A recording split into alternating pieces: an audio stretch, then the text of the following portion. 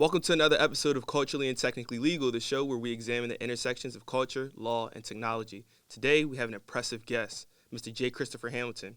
Mr. Hamilton is a remarkable individual with a diverse set of skills, experiences. Hamilton is an attorney, an author, professor, advisor, principal, and founder of the Esquire Group, which is his law firm, which is truly a testament to his entrepreneurial spirit and expertise in legal matters. To add to his impressive credentials, Hamilton is also a legal analyst and a contributor for the likes of The Shade Room and many others. Hamilton is a renowned entertainment media business attorney. Hamilton's career stops have included some of the biggest names in the entertainment industry, such as Paramount Global, Disney, and Warner Brothers. Hamilton's expertise and guidance played a significant role in the building of Kevin Hart's Laugh Out Loud streaming service, which went on to become a massive hit. His contributions to the entertainment industry are invaluable and has earned him a reputation as one of the best in the business. So without further ado, I'd like to welcome Mr. J. Christopher Hamilton to the show. How you doing today? Great. Listen, thank you for that impressive and professional introduction. That was nice, man. I don't get a chance to hear people, announce my achievements like that. So that's sweet. And I appreciate you, man. When we look over your bio, your resume, it's just so many things I think you've accomplished and done. I'm like, I don't even know if everything has went into there. I was able to fit everything in. So the fact that you're thrilled about it, I'm happy. Yeah, no, I'm very, very, yeah. I mean, look, it wasn't all those things you just described were great experiences, but definitely with a summation or culmination of blood, sweat, and tears. So none of it came easy. No, I agree with that. I think, and that's one of the things that I built the core of this podcast on is having these stories and people talking about how none of this stuff comes easy, right? Like it's truly a journey. So with that being said, I like to segue. Could you talk a little bit? Obviously, I've listed, your professional achievements to date and where you are and where you're currently standing. Could you talk a little bit about what that journey was like? You know, what personal and professional sacrifices that you had to make to get where you currently are? Yeah. In terms of like the journey, I was very naive as to what it would cost, like what personal costs, what emotional costs, and I think that's good. I think it's great that there's a world out there that you don't know yet, right? And because if you did know it, it very likely might force you to make different decisions, or maybe even be more intimidated by what you're going to encounter. So for myself, when I started in the business, my first job in the business was working at Paramount Global, which at the time was called Viacom or MTV Networks. Before I went on from there to work at Disney and Warner Brothers and Lionsgate. And prior to getting to Paramount Global, I was in the public service sector. I was DA, a district attorney, and I was a law clerk for a chancellery judge. So my point is, in bringing that up, is that I'm coming from the public service sector, which is very different than corporate, culturally, there's so many differences in that. Getting into the corporate ranks, right, and not having had any exposure to that world. I don't have a family of professionals who work in investment banking or finance or lawyers and so forth. So the biggest hurdle, or yet the most challenging aspect of that for me, was figuring out the culture of the organization that I was working in and the expectation that I was being presented with, or I was having to manage, because it was an unknown aspect. Now, to take that out of the abstract, what does that really mean? What does that look like in a day-to-day perspective? What I'm referring to is there's a certain level of how would I say, there's a certain decorum you come to these environments with. There's a certain level of sophistication, and there's a certain level of professionalism. Now, those things are thought of as soft skills, and I can read a book and figure it out. But I swear to you, it was one of the most challenging and complex aspects of my career, finding the right, temperature, finding the right level. Like, how do you engage in these spaces? So, because let me give you an example. So it's one thing to say, I have a task for you, Josh, and go off and brief this case or negotiate this contract, whatever. You figure out. But how to operate in a business meeting when you are a junior associate or junior executive on the team, how to operate in, a dinner party with your colleagues or senior members of the organization, how to, operate in, these impromptu engagements you're going to have with your peers, or senior level people in the elevator, in the lot. Like it's just all of that stuff, was very confusing. When do you talk? What do you say? What do you not say? How do you engage? Are you being too aggressive? Are you being are you not being polite enough? Are you being deferential, too deferential? That stuff was complicated. And I definitely had a number of faux pas that helped me understand how to best modulate, right? Now that's that part of it. Then you have, there's so many dynamics. Then you have the actual substantive work, right? So now the question now what happens is, do you have the requisite training to learn the craft, right? And let's assume some people listening to this, or most won't, right? Then it's kind of like, well, how do you get, how do you level up? And that's all a byproduct of relationships and people investing in you. So again, you could read a book, you could watch a YouTube video, but there's no better version of training than having someone mentor you, tutor you, kind of walk you through some of this stuff.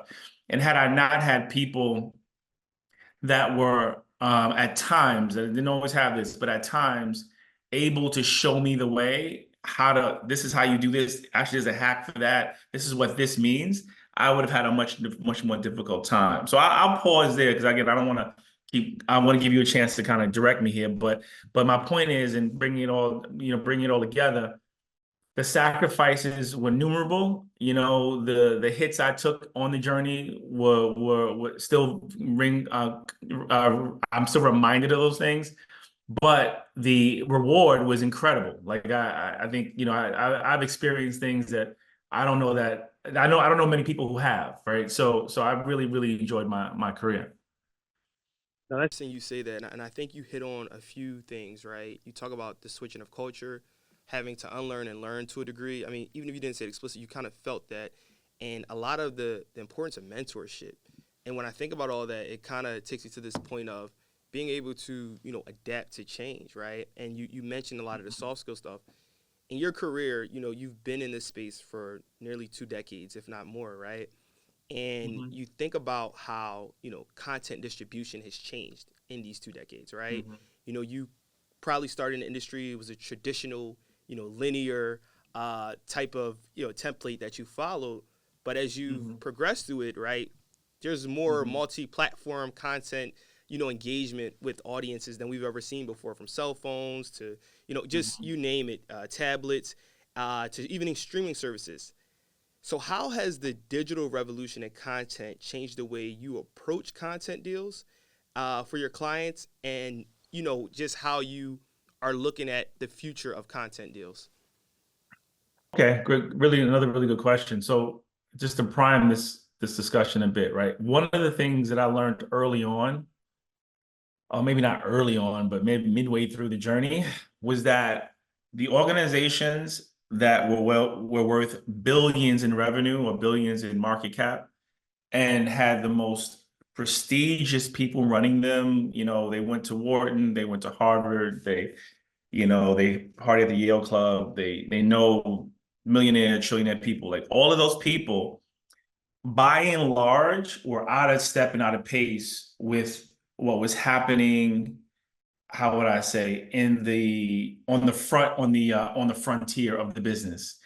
And I realized that once I got positioned to start working with content creators and social media influencers and people building businesses, like from nothing. And what was apparent to me was, because what I would do is I would support people that I knew trying to build a business or create an opportunity. I do that kind of in a moonlighting fashion, and then I would work the corporate job. And the pattern that I started to see was that the people in the corporate ranks really were like a few clicks behind what was happening on the frontier and didn't understand it, and then they also didn't really value it like they should have. And because there's this great inertia that takes place inside these big media companies, then they're very bloated and bureaucratic, and oftentimes the best and brightest work there, but they're not at the helm. And even when they're at the helm, there's so many levels they got to work through to get things done. So it makes them incredibly inefficient. And which is why Instead of building something, they buy something, right? And so anyway, so my point is, I figured out that, wait a minute, the real barriers are being broken outside the traditional media sector, and I need to be connected to that, which is why I did what I did, and I helped build these businesses outside of media companies. And I learned a ton, and it really empowered my voice in the media organization. Whether or not, my advice was being taken, I was able to sit back and say, oh, okay, well, yeah, you guys really aren't doing it the right way. And I get that you're not going to do it the right way. But it made me think about, okay, well, if I'm going to be in this organization, how can I be entrepreneurial to leverage what I knew to make me more competitive? So I don't think I answered your question, but that was just one of the things that I wanted to bring up to prime our conversation. No, I agree with you. I think community is super important. Today's episode is powered by Voice by Jordan Pierre. You want to learn more about Jordan or Voice? Check out the link below. Thanks. One of my favorite communities, and we're switching gears a little bit, hip hop community. I'm a big hip hop fan, love hip hop music, have always loved it. Last year, you wrote an article, and it was titled, "As Hip Hop Turns 50, It's Time for the Culture to Break Its Bondage to the Streets." Oh, yeah. I read that. I thought I understood what it meant, and I kind of still, can honestly grasp what it meant. If you could speak a little bit about your process in writing that article, and also perhaps shed some light, recently as we listen to the YSL case that's going on, you hear, in a legal space and in a policy-making space that they want to include, rappers' bondage or, lyrics in, court cases as evidence. And when I read your article and I heard that and I saw that news line, they kind of both resonated to me. Could you talk a little bit about what went into writing that article first, and then your perspective on, hip hop artists' lyrics, a lot of times fictional, being used as evidence in court cases? No, listen, thank you for bringing it up. And look, I wish I could say people are knocking on my door every other day talking about, I read your material. Let's talk about it, you know what I mean? So it's very humbling and honoring to be able to discuss something I've invested a lot of time in.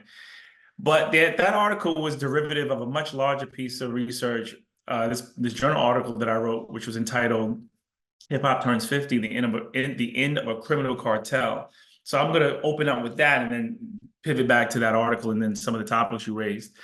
So the original journal article that I wrote, I think was published in, I think it was like the Miami Law Journal. I forget what journal. Anyway, my interest and my focus was identifying the fact that,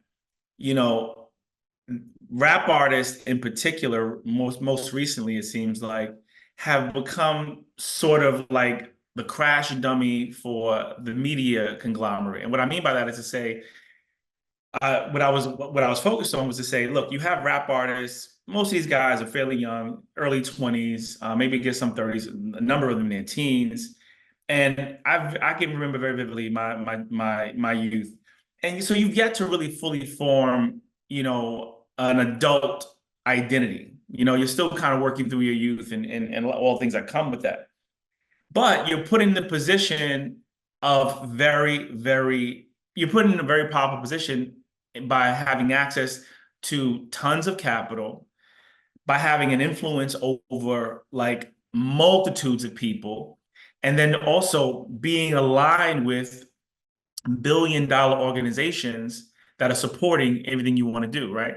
So, I mean, there's no scenario where a 17-year-old, 18, 15-year-old, 25-year-old knows how to best balance that and manage that. But so what happens is these young artists, still caught up in the testosterone-filled aspect of their youth, are going out making really poor decisions, right? Decisions that, I think oftentimes get more complicated by virtue of their complexion, black and brown, right? Whereas if they weren't black and brown or such person, they would likely not suffer some of the consequences of those decisions. But my point is, the labels or the conglomerates that are supporting their careers often aren't really reining in, right, resources or access to resources, or placing what I would consider to be more supportive environments around them to protect them from themselves. right? Now, again, that might sound counterintuitive to anyone listening to this who's like, well, I don't want to protect. I'm 25 years old. I don't even want to kind of count my money or tell me not to go this place. But the truth is, you do, right? You do. There's a reason why, there's a reason why athletes and rap artists get into the trouble they get in is because they've yet to build a certain level of accountability and responsibility with all that they have. And they do need help managing that. They do need someone telling them no. But oftentimes they're encouraged or enabled. Now, what happens is, and it serves the music, it serves a greater agenda. So my issue was, okay, we're giving these young people tons of access to stuff that is going to get them into trouble, and the trouble they get into helps increase record sales. So, but when that trouble results in a criminal entanglement, the artist goes to prison and the label continues to print or release more music, right? So it's like, well, wait a minute. I mean, if this artist is, in trouble for what they were doing using the funds that they got from the label, and the trouble they got into is spurring music sales, one of the two things have to change. Either number one, the label doesn't promote the music for the more responsible approach of like, let me not encourage others or promote this because they did the wrong thing. Or the label should be just as responsible as the artist. If there is a legitimate nexus between the crime and the label support, the label should just be responsible to the artist for what the artist got caught up in. So that's what I really was trying to get at with that bigger research paper, right? But in terms of the article that I wrote, which was a slither of those issues, I wanted to also highlight the rap lyrics issue and the fact that, on one hand, we're saying that it's just art, right? Music is art, and you can't criminalize music for that purpose. And I'm in agreement with that.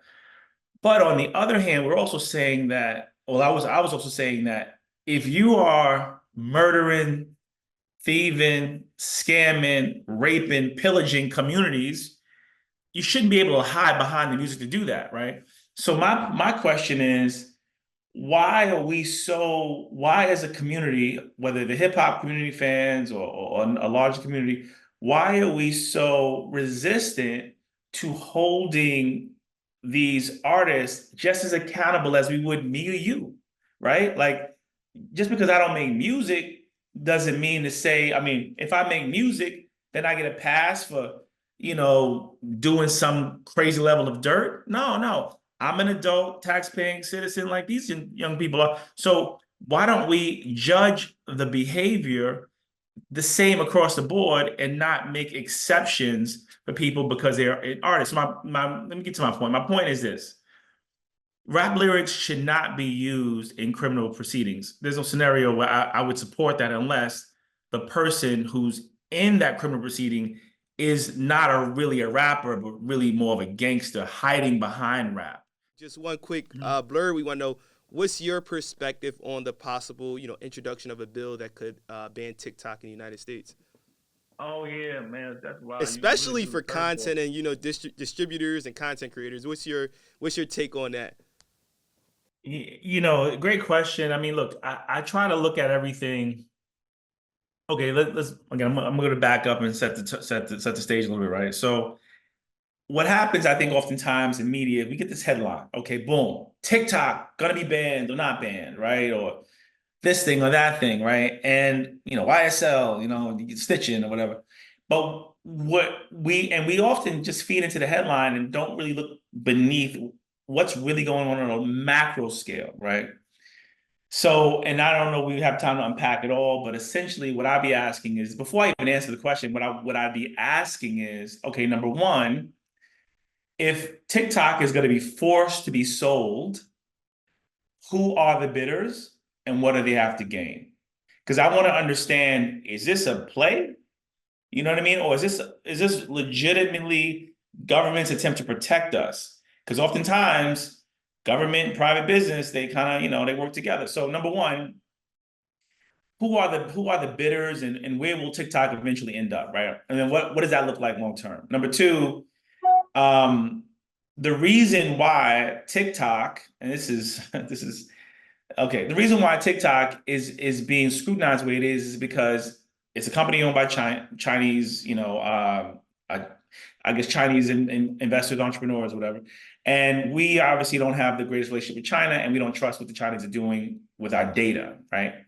But what I would say is, and this is how is the data that TikTok has access to, or the people who own it, and how they're manipulating it potentially any different than what Google has access to with your YouTube account, or Facebook with your Snapchat, and I mean not Snapchat, Facebook with your Meta with Facebook and Instagram. My point is this: we're all being fleeced when it comes to data, right? Everyone is up in our stuff, selling our data,